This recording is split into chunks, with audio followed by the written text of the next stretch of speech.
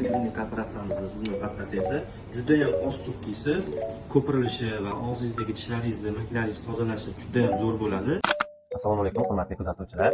Aynan yana bir mahsulotimiz Greenleaf korporatsiyamizni kundalik hayotimizda ishlatadigan, ya'ni ertalab turib shu mahsulot bilan boshlab va shu mahsulot bilan tugatamiz, ya'ni zumli pastalarimiz. Zumli pastalarimiz qanchalik hayotimizga zararli va foydali ekanligini bilarmidingiz?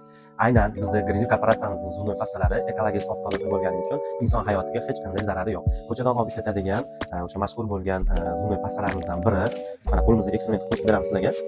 Bu zumli pastamizda va bizning Greenleaf korporatsiyamizda shunaqa eksklyuziv bo'lgan zumli pastasi haqida ko'rsatib beramiz. Aynan bu zumli pastani qanchalik bizni tishlarimizni himoya qiladi va hattoki ichimizga yutib olganimizda ham ziyon qilmaydigan darajada shular. Bu ko'chadan olib ishlatadigan zumli pastamiz. Bilamizki, kuyganimizda qo'limizga surtganimiz ko'pchiligimiz va bu qancha surtsangiz ham qo'lingizda turaveradi. Ya'ni kley bo'lib yopishib qoladi. Aynan oshqozonimizga tushganida ham fitor moddasi bo'lganligi uchun bu fitor moddasi juda ham singishi qiyin bo'lgan modda hisoblanadi.